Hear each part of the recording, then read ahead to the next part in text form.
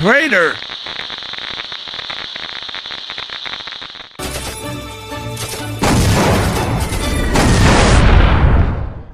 In an old house nestled amidst the winding, stone-paved streets of a peaceful Virginia suburb, where gentle springs spread carpets of flowers and winters blanket everything in soft snow, I, Sarah, was carefully sorting through my mother Eleanor's belongings. My mother had passed away a few months prior, leaving an irreplaceable void and countless possessions brimming with silent stories.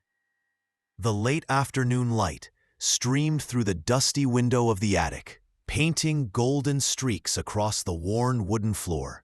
Amidst the jumble of keepsakes, beneath a faded canvas covering an old oak chest, I touched something cold and metallic, a rusted tin box. It was utterly unlike anything my mother had ever owned, lacking her usual meticulousness or refined taste. A strange sensation crept over me, as if this box were a stranger, carrying a secret waiting to be told. My hands trembled as I opened the lid. The scent of oxidized metal, old paper, and fading ink wafted up, carrying the breath of time. Inside were a few tarnished silver coins, a worn military badge, and most prominently, a yellowed letter, fragile and delicate. It was folded so carefully that the creases were deeply etched, as if it had been hidden away meticulously, preserved by some deep-seated fear. The letter was from my grandfather, William, a soldier who had gone missing in the Korean War. Our family had always believed he died heroically, but his remains were never found. My mother, Eleanor, his only daughter, carried a lifelong sorrow for a father she never truly knew, a heroic but distant shadow in her memory. I carefully unfolded the letter. The handwriting was shaky on the crumbling paper, the words rushed but haunting. This was not a typical letter home, sharing news or battle stories. This was a desperate plea, hastily written in William's final moments. It alluded to a betrayal and a horrifying secret from within his own ranks. What did they do to me? And to Thomas too? The letter ended abruptly with that chilling line. Thomas was his closest comrade, who had also gone missing at the same time. Everything I thought I knew about my grandfather's heroic death suddenly felt terribly, terrifyingly wrong. A profound shock enveloped me. What did they do to me? That phrase was not just fear, it was an accusation. My mother had lived her entire life believing in her father's noble sacrifice. If the truth was different, then she had lived a lie. A heavy burden settled on my shoulders, a responsibility to uncover the truth, not just for my grandfather, but for my mother, for all who had believed. I plunged into my search. Day and night I stared at my computer screen, sifting through online military archives, veteran forums, and faded newspaper clippings. I found the records of Sergeant William Hayes and Private Thomas Miller, both listed as missing in action, MIA, on the same day during an ambush in a remote Korean village near a special outpost. There were no detailed descriptions of the circumstances of their disappearance, just that stark, dry notation. Other comrades from their unit were listed as killed or wounded in separate incidents, none connected to the outpost mission. I decided to go further. I traveled to a national archive, a vast repository where towering shelves held decades of history. I spent hours, then days, turning over every yellowed page, searching for any clue about William and Thomas. In an old file concerning my grandfather's division, I stumbled upon a brief report about an unclear engagement near that outpost on the exact day William and Thomas disappeared. This report was signed by a Captain Harrison. No details were recorded, just a terse note about the unit's safe withdrawal, with no mention of William and Thomas's fate. Why were their names absent from the withdrawal report? A chill ran down my spine. Undeterred, I sought out a veterans association in a neighboring state, knowing it was home to many Korean War veterans. I met Mr. Arthur, an elderly veteran with a weathered face and deep-set eyes etched with time. Mr. Arthur had served in the same division as William. He remembered William as a calm, courageous man, highly respected. He also recalled Thomas, a cheerful, optimistic young man. When I mentioned the day William and Thomas went missing and the mission at that outpost, Mr. Arthur's eyes flickered. He hesitated, looking around as if afraid of being overheard. There were rumors about a mission no one wanted to talk about, he whispered, his voice hoarse. A big mistake, they called it. A terrible misjudgment from above, or a bad decision. But no one dared to speak up. Too many things were buried in that war. Mr. Arthur could say no more, his eyes revealing the fear and haunting memories from the past, not from the battlefield, but from what transpired within their own ranks. His words struck me like lightning, confirming what my grandfather's letter had hinted at. I returned home, my heart heavy. My grandfather's letter was an accusation, but I had no proof. I felt helpless, like a small boat adrift on an ocean of information. My gaze fell upon the old lighter in the tin box. Thomas's lighter. It will tell the story. That line from my grandfather's letter echoed in my mind. I took the lighter out, holding it under the lamplight. The metal surface was worn with age, but as I rotated it in the light, a small, almost imperceptible character emerged at the bottom corner. A meticulously etched letter P, as if made with a sharp tool. What did this P signify? I resumed my search. Dozens of names in the roster of soldiers, but only one name starting with P appeared in the list of those present at the outpost mission around that time. Private Daniel Peterson. His records indicated he had returned to the U.S. after the war, but had committed suicide a few years later, reportedly due to severe post-traumatic stress disorder, PTSD. A young soldier, returning from war only to take his own life, carrying a secret, not of the enemy, but of his own comrades. I recalled that Thomas had a sister named Clara. I searched for information about Clara Miller and discovered she had become a renowned investigative journalist after the war, specializing in cold cases and forgotten historical secrets. Clara had passed away a few years ago, but her daughter, Laura, was still alive and an amateur historian living in California. I contacted Laura, telling her about William's letter and Thomas's lighter. Laura was stunned. She knew the story of her missing uncle, but her mother had never truly spoken of it. Laura only remembered that her mother had a strange obsession with unearthing buried truths and had spent her life collecting documents related to wartime mysteries, particularly what had truly occurred in secret missions. Laura invited me to her home in California. Upon my arrival, Laura led me to a small, seldom-used room, crammed with towering bookshelves and old document boxes. "This is my mother's private archive," Laura said, her voice filled with reverence. She called it her time capsule of truth. She believed that every secret would eventually be revealed if we were only patient enough to look. A new spark of hope ignited within me. This could be where the answers lay. The two of us began sifting through Clara's archive. Thousands of documents, notes, newspaper clippings, and old audio tapes. We worked tirelessly, piecing together fragments of the past. Amidst the vast collection, we found a small notebook belonging to Clara, filled with meticulous notes about the dark mission Mr. Arthur had mentioned. Clara had secretly investigated for years, tracking down every tiny lead. In the notebook, there was a recurring note hinting at a soldier named Captain Harrison, the commander of William and Thomas's final mission.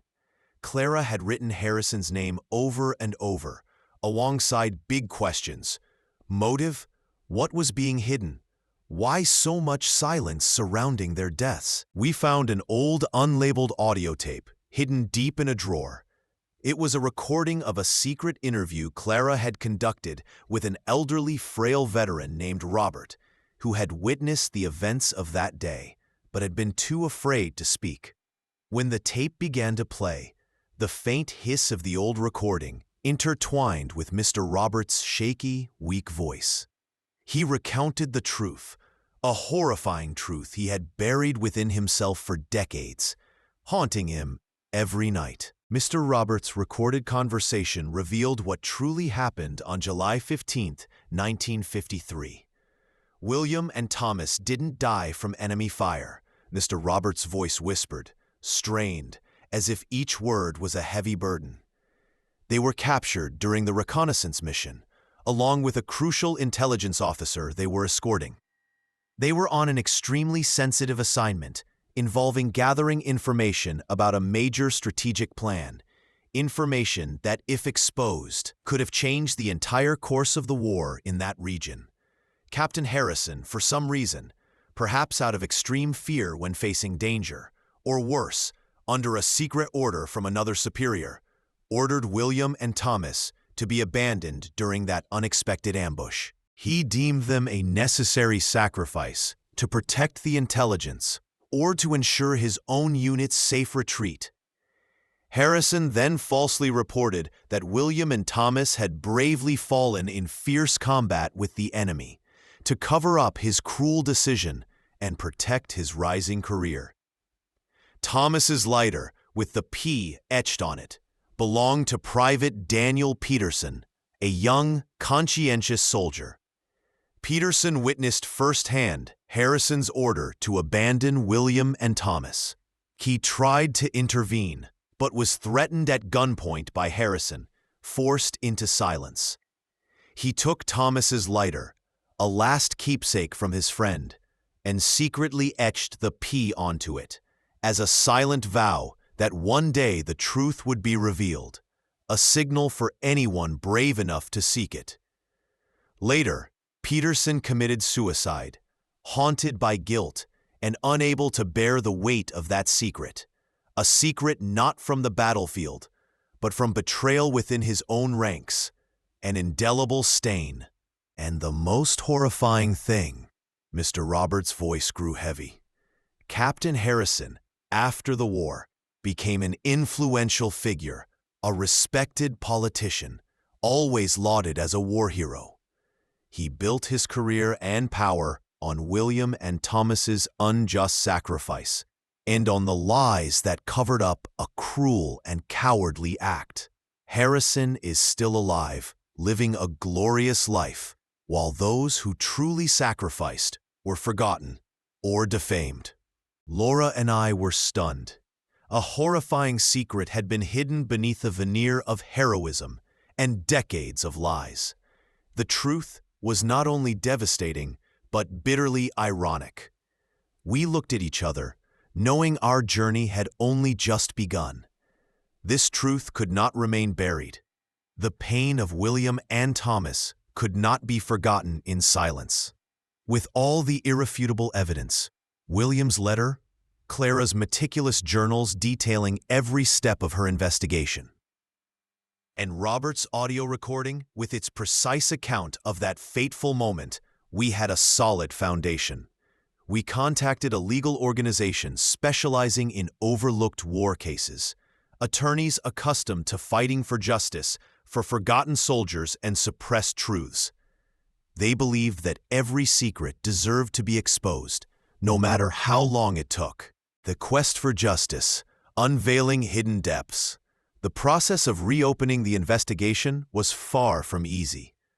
The secrets had been buried for too long, and those involved now held positions of power and influence. The legal team helped us navigate countless challenges.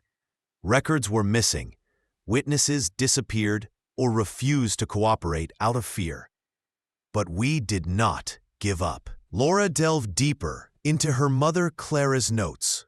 She discovered that Clara had not only interviewed Robert, but had also sought out other soldiers from Harrison's unit, those who had returned haunted and silent. Clara had meticulously recorded fragmented conversations, terrified glances, and sighs that spoke volumes. From these scattered bits of information, Laura began to piece together a clearer picture of Captain Harrison's character. An ambitious man, always prioritizing his personal gain, willing to sacrifice others to achieve his goals. Perhaps abandoning William and Thomas was not merely a moment of cowardice, but a cold, calculated decision. We also researched Daniel Peterson more thoroughly. His medical records revealed he suffered from horrific nightmares, severe psychological trauma after the war. He had repeatedly tried to seek help, but his claims of betrayal and covered-up secrets were always dismissed, attributed to PTSD. He tried to write letters, submit reports, but all were suppressed by those in power. Peterson's death was not just a personal tragedy, but a poignant alarm bell about how painful truths had been ignored. Peterson's story was not just about suicide, but about a suppressed conscience, a voice stifled before it could be heard. Our lawyers used these fragmented pieces to build pressure. They submitted requests to reopen the case to the Department of Defense, presenting the new evidence to relevant authorities. Initially, there was strong resistance. No one wanted to re-examine a case that had been dormant for decades, especially one involving a highly respected figure like Captain Harrison. But we did not back down. We prepared to release all evidence to the media if our demands were not met. Public pressure, though not yet a roar, was beginning to be felt. Finally, an official investigation was reopened, not merely a personal case, but a clarification of a distorted piece of history where honor and sacrifice had been tarnished. Former Captain Harrison, now an old man, still powerful and reputable, was summoned. He appeared with a cold demeanor, trying to maintain the facade of a hero, a victim of baseless accusations. He denied everything, his aged face contorted with contempt and indignation. He attempted to use his influence to suppress information, even tried to intimidate our lawyers and us. But this time, the truth was stronger than all of it. When confronted with the irrefutable evidence, especially Mr. Roberts' audio recording, with its trembling but detailed account of every fateful moment, alongside Clara's meticulously accurate notes that validated the testimony, Harrison's composure crumbled, his wrinkled face contorted, shifting from arrogance to panic, and finally to an empty, defeated stare. He could not utter another word. The truth was exposed to the public, sending shockwaves across the nation. Harrison's reputation, built on a lie and the blood of his comrades, completely collapsed. He faced justice, not only for his despicable actions, but also for covering up a painful truth that had haunted many lives. I felt a profound sorrow for the unjust sacrifice of my grandfather and Thomas, along with the immense pain Peterson had endured. But there was also an indescribable sense of relief, a strange calm, as if an invisible burden had been lifted. Finally, justice was served. William and Thomas's families, after decades of pain and ambiguity, finally knew the truth. This truth held an even greater meaning. It helped other American veterans who had carried the weight of wartime secrets find a part of the truth to confront their own pasts, allowing lingering wounds to begin to heal, ensuring that people like Peterson would no longer die in silence. Laura and I visited a veteran's memorial.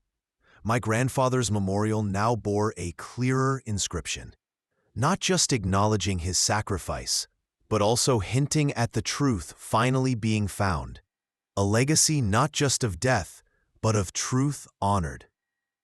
We placed the old badge and Thomas's lighter there, as a promise that they would never be forgotten.